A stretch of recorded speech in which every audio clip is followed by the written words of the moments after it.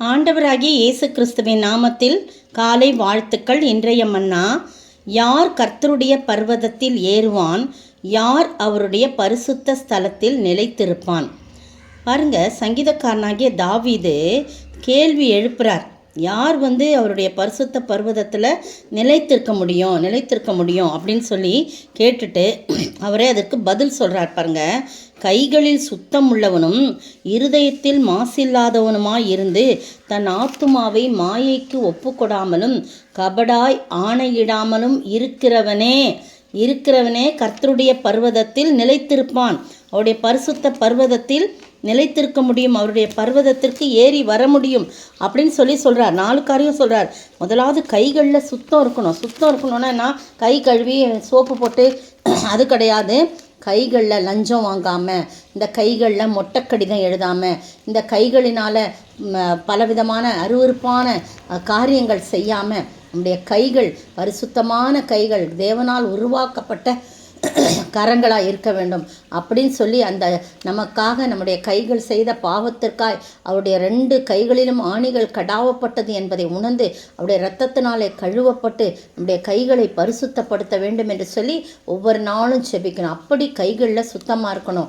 எந்த விதத்திலும் தவறான முறையிலே வரக்கூடிய பணத்தை நம்ம ஆசைப்படவும் கூடாது, அதை வாங்கவும் கூடாது. பரவாயில்ல, அவங்களுக்கு இது பரவாயில்ல, அவங்க லட்சக்கணக்கில் வாங்குறாங்க, நான் 1000 தானே வாங்குறேன் அப்படின்ற எதுவாக இருந்தாலும் லஞ்ச ஊழல்களுக்கு நம்முடைய கைகளை விலக்கணும். அதுதான் கைகளில் சுத்தம் உள்ளவனும் இருதயத்தில் மாசு இல்லாதவனுமாய் இருக்கணுமா.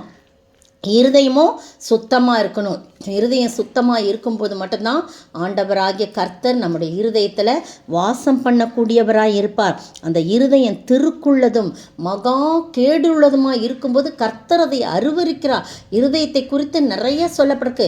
இருதயத்தின் நினைவுனாலே வாய் பேசுமா.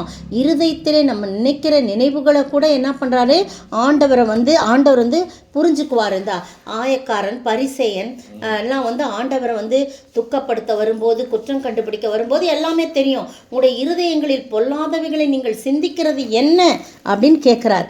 அவங்கெல்லாம் என்ன பண்ண முடியாது, பரிசுத்த பர்வதத்தில் நிலைத்திருக்க முடியாது, தள்ளி விட்டுருவார். நீங்கள்லாம் இங்கே வரவே முடியாது. அப்போது நிலைத்திருக்கிற காரியத்தை குறித்து தான் நம்ம பார்த்துக்கிட்டு இருக்கோம்.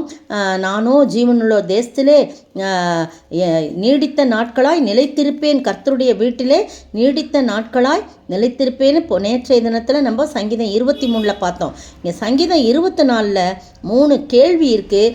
பதில் 4வது வசனத்தில் இருக்குது. 3ஆம் வசனத்தில் கேள்வி, 4ஆம் வசனத்தில் அதற்கு பதில். அப்போ இருதயம் சுத்தமுள்ளதாய் திருக்குள்ளதாய் இருக்கக்கூடாது, கபடாய் நினைக்கக்கூடாது. அப்படி மாசில்லாதவர்களா சுத்தமுள்ளவர்களாய், அப்படி குற்றமற்றவர்களாய் நாம் காணப்படணும். தன் ஆத்துமாவை மாயைக்கு ஒப்பு கொடாமல் இருக்கணும்.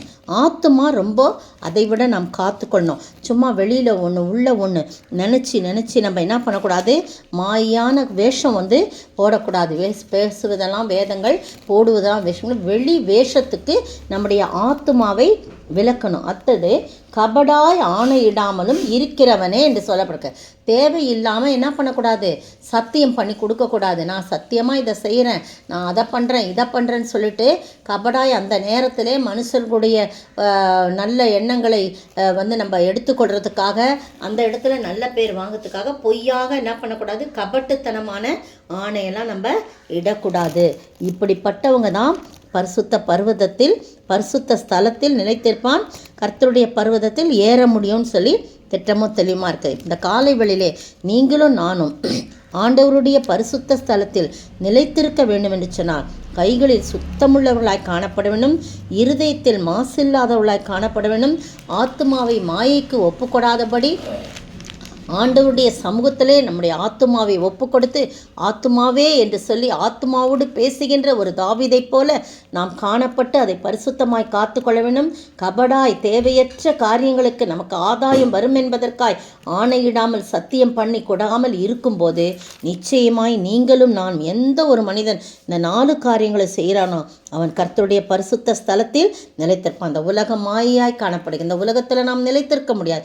ஒரு நாள் நம்முடைய வாழ்வு தொலைந்து போகும். ஆனால் அதற்கு பிறகு ஒரு வாழ்வு, கர்த்தருடைய பரிசுத்த ஸ்தலம், அதில் நாம் நிலைத்திருக்க வேண்டும் என்று சொன்னால் இப்படிப்பட்ட காரியங்களை செய்ய வேண்டும்.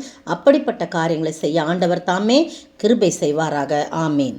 கர்த்தாவே, யார் உமது கூடாரத்தில் தங்குவான்? யார் உமது பரிசுத்த ஸ்தலத்தில் நிற்க முடியும்?